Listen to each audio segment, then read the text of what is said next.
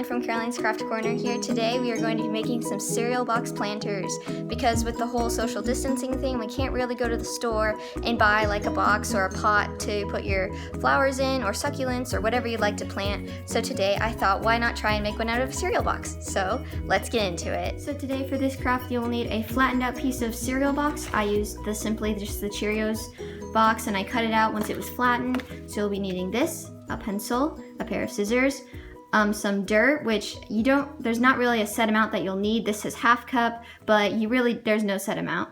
And then some tape. Next, what you will want to do is draw a 3-inch equilateral triangle on your cardboard and then 3 other diamonds on the cardboard piece as well. We have our diamonds and triangles drawn out. We are ready to cut them out.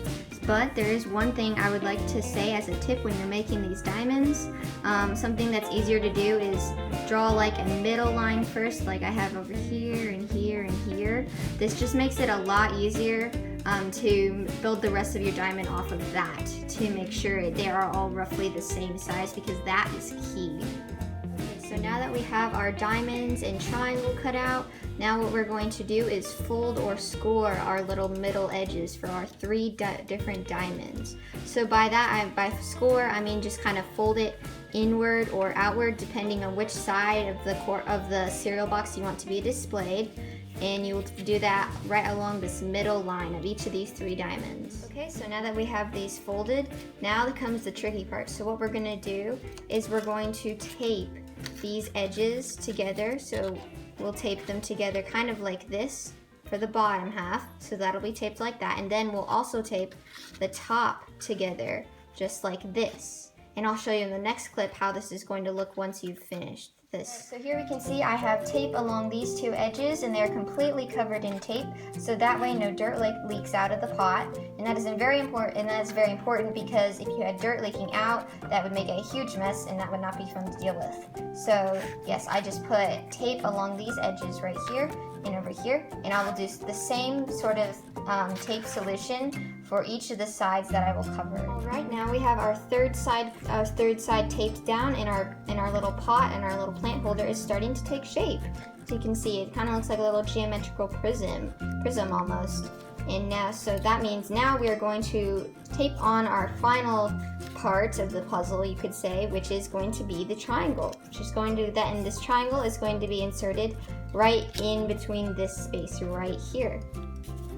So it'll go in there and it'll be taped on both sides instead of just being taped on one side like the previous sides. And make sure you use lots of tape, because sometimes using lots of tape can be a bad thing, but in this case it is a very good thing, because using lots of tape means that we will have some very secure edges and no dirt will come out. Now that we are almost done with our new plant holder, the last step, which is optional for you to do, is to decorate the outside sides of the prism and for your plant holder. So you can do that by painting them with acrylics or using washi tape to decorate the outside sides or edges of the plant holder. And then if you choose not to do that, then you can simply just go ahead and fill the inside up with dirt all the way up to this edge right here, and you'd be finished. And now we are all done with our prism planter. As you can see, it kind of sits on the ground on the floor or surface like this, like so.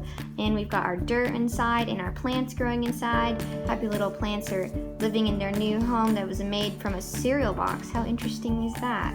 Anyway, we've got the outside decorated very nicely, which is always optional. You do not have to decorate the outside, I just chose to do so. Now all you have to do is set it on a nice windowsill or by a window or a sunlight source so that it gets plenty of light, because plants do need light to thrive and grow. And I would say this craft was very simple to make. All it took was some very easy to find materials, and yeah, it was very easy. I would highly recommend you do it. And stay tuned to CEHS News for more.